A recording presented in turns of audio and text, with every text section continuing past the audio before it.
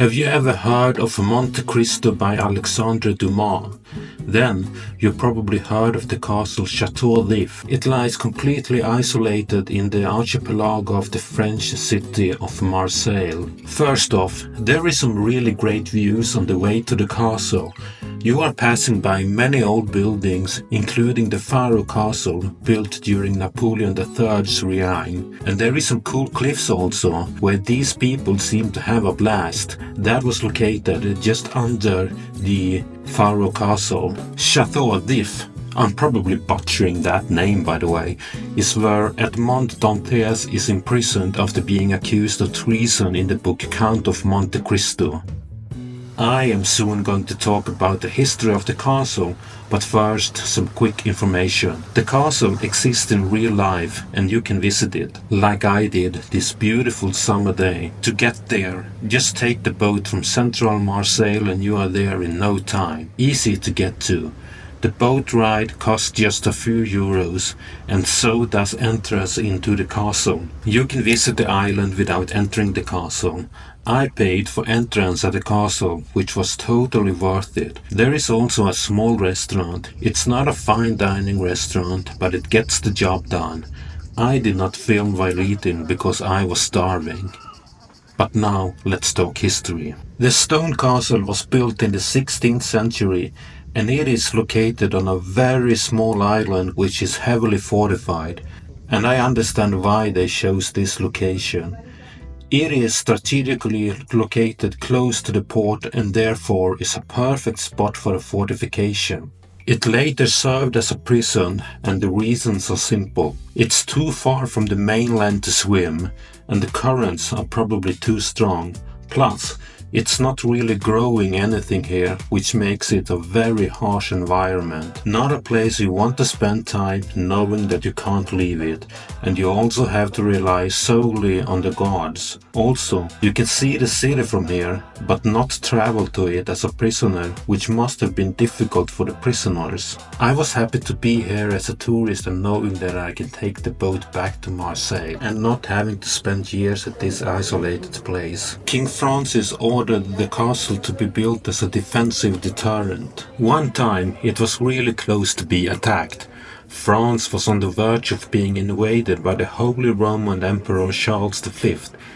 He was planning on attacking the castle and the island because it was needed to secure the port city of Marseille. The emperor decided in the end not to attack. Engravings from the prisoners can be seen on the walls, like this from someone named Monachon in 1848. I don't know what that is. If you know, tell me. There is a small inner yard facing the cell doors. The only source of water is here. The well is at the center of the yard. There is nothing else in the inner yard. You can go into the cells, which are really interesting. Of course, I did that. I think you understand, I am interested in history. So of course I went in there. The cells are small, but for a fee you could actually get a cell with 2 rooms. Imagine living here. Must have felt horrible. I assume that only the wealthiest prisoner could afford that luxury when it served as a prison. Between these walls, many French politicians and others have served time here. I can only imagine this place to be dark and cold without much sunlight coming through the walls, and that must have had a negative impact on the inmates' mental health. It probably broke you down mentally if you were here for a long time. Humans can be so cruel sometimes. Do you agree on that, or do you think I am wrong? I was gladly surprised that the castle had exhibitions, especially these light exhibitions, which I think was really cool. Because of the lighting, I got a very ambient feeling in here. More of this to the people, yes. I did not know about that before I entered the castle, and they were included in the ticket price for the castle, so it was very good. But just look at it. How cool isn't these light exhibitions? Unfortunately, I do not know who the artist is who did this. Please just take a moment and watch how beautiful it is. I just want to say I really appreciated it, and it looks so cool and beautiful. and I just wish I could see more of that in the Chateau d'If. And when I looked at this, it sort of reminded me of an aquarium, but it was photo projected. But still very, very cool. It was a memorable surprise, and frankly, it's something that we need more of in this dark world that we are living in today with all the wars. One has to mention the man with the iron mask. You know that unknown prisoner that threatened the reign of King Louis XIV? Tradition tells us that he was locked up here before being locked up in the Bastille in Paris. If that is true or not, I do not know. But if that was the case, I might have walked in his cell. But whatever is true about that legend is difficult to answer, because there is so much secrecy and rumors involved, and it feels like every historian have their own theory on what happened with that man, and who he was, and what crime he allegedly committed. If you know your history about Marseille, maybe you are thinking, was not this castle involved in the Battle of Marseille 1944 when the Allies liberated the city? The answer is no, because that was mainly a land-based battle and not a sea-based one. The main German resistance centered around another very old fortification.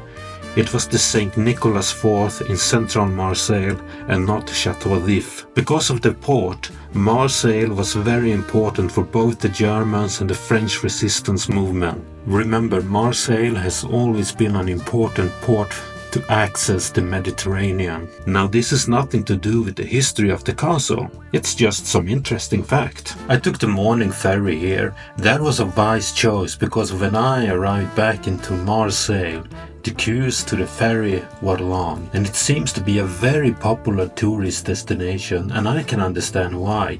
The place is very beautiful and it's full of history, and it is just something you need to visit, I think. Just be advised that the ferry continues to other islands after leaving Chateau d'If and is frequently used by locals who seem to have priority when boarding. If I had the time, I would have gladly continued to the next destination on the ferry route, because that island seemed to be beautiful. If you are really into history, then of course you need to visit this place, because more and more people came during the lunchtime, and I stayed a couple of hours. If you thought this video was interesting, I always appreciate a like or a comment or even a subscribe. And by the way, if you do have any questions, feel free to ask them in the comments and I will at least try to answer them. If you got any suggestion on what I should film and talk about, please tell me. I had a good time here, and I also got some good photos with my camera, and I'm gonna leave you with some great photos of my camera.